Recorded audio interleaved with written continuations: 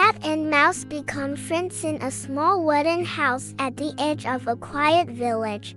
There lived a gray cat named Milo. Milo was quick, clever, and very proud of his hunting skills. And in the tiny hole behind the kitchen cupboard lived a small brown mouse named Squeak. Squeak was fast, alert, and always careful. They had one thing in common. They did not like each other. Or at least, that's what they believed. Every morning, Milo would sit near the cupboard, pretending to nap. But one eye was always open, waiting. And every morning, Squeak would peek out carefully, whispering to himself, "Is the cat asleep?" The moment their eyes met, Squeak would dash back inside. Milo would leap forward, and the chase would begin. It had always been that way. Cat chases mouse. Mouse runs from cat.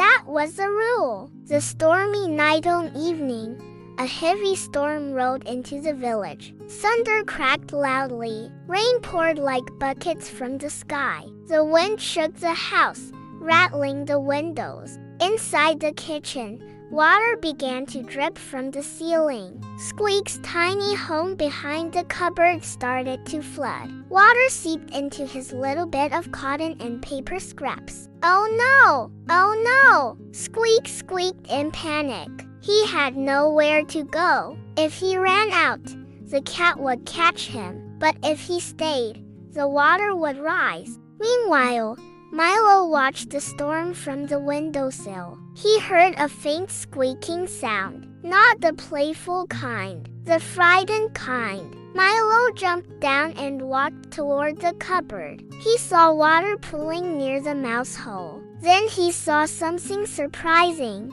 Squeak wasn't running. He was trying to push his tiny belongings to higher ground, and he looked terrified. For a moment, Milo remembered something. When he was just a kitten, he had once been stuck outside during a storm. Cold, alone, scared. Slowly, Milo stepped back. Instead of pouncing, he spoke. "You'll drown if you stay there." Squeak froze. The cat was talking to him. "And I'll get eaten if I come out," Squeak replied, trembling. Milo hesitated. Then he did something no cat had ever done before. "I won't hurt you," he said quietly. "The storm is enough trouble tonight." Squeak didn't know whether to believe him, but the water kept rising. Carefully, slowly, Squeak stepped out of the hole. Milo did not move. He did not swipe. He did not chase. Instead, he nudged the dry cloth toward the mouse. "You can stay there until the storm stops," Milo said. Squeak blinked in disbelief. "You're helping me?" Milo shrugged. "I don't like storms." They sat in silence as thunder boomed outside. For the first time, they weren't enemies. They were just two small creatures trying to stay safe. A new morning be morning. The storm had passed. The kitchen was quiet again. Sunlight warmed the floor. Squeak stepped away from the cloth.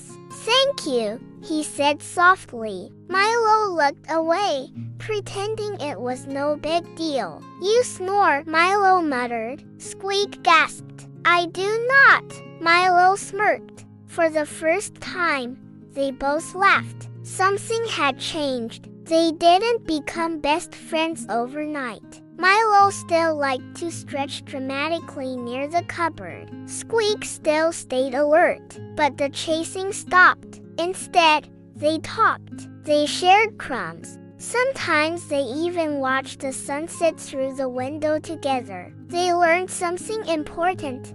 Just because everyone expects you to be enemies doesn't mean you have to be. Moral of the story: kindness can turn enemies into friends. Sometimes understanding begins when we choose not to fight.